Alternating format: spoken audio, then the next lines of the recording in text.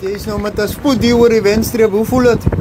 Nee, is lekker met die wind van agter. Is altyd lekker om met die wind van agter te eindig, maar die windjie was nogal wat strategies belangrik. 50 km het wel gedoen wees. Dit is maar gravel route. Daar's niks single track gewees nie. So dis maar 'n pure gravel reis.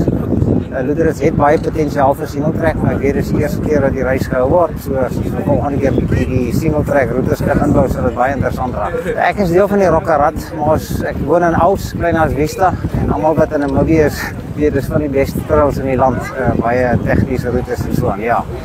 Hoe lank sykel jy? Ek het op 44 jarige ouderdom begin, so ek is nou 57, so nog met 13 jaar. Fietsry is mos vir seker dit moet doen en jy wil dit doen. Sekere ouens sê altyd, ek sê ek gaan oefen vandag. Dan sê die ouens vir my sterkte, maar fietsry is terapeuties vir my baie belangrik. Na 'n lang dag se werk of vroegoggend of namiddag, dan is dit ook net terapeuties lekker om in die natuur te gaan en ontspannend af te wind. Sê, wat was jou tegniek en taktiek vir hierdie reis?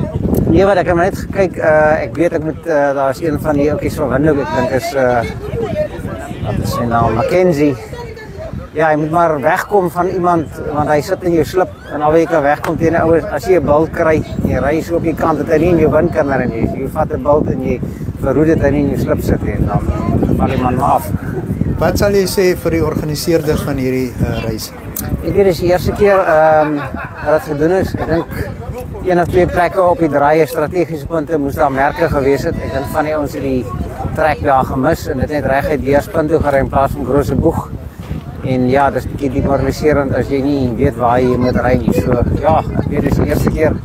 Maar as ons net daai strategiese merkies kan uitsorteer, is dit baie nice reis. En natuurlik, almal weet gravel biking is 'n groeiende mark. Hierdie is eintlik ideaal. Jy kan dit eintlik volgende jaar kombineer. Gravel reis sowel as 'n mountain bike reis. So ja, ek dink kan baie groei. Ek vir die organiseerders, ek is van klein as Vista, ek het 'n keer 'n event georganiseer. Ek het met Nedbank gepraat en ek dink om die event verder te kan groei, kan jy eintlik van Aus begin. Jy doen 'n dag of 2 dae. Jy ry deur die woestyn met die ou Oswa roete en jy sluit af 'n Lourdes met 'n dagroete. So jy kan eintlik 'n lekker 3 of 4 dae event doen. Jy is nou die verdedigende kampioen, is jy terug volgende jaar? Nou, verseker, ek is dit om die draai. Ek wil sommer van Aus af na Lourdes te ry om op te warm.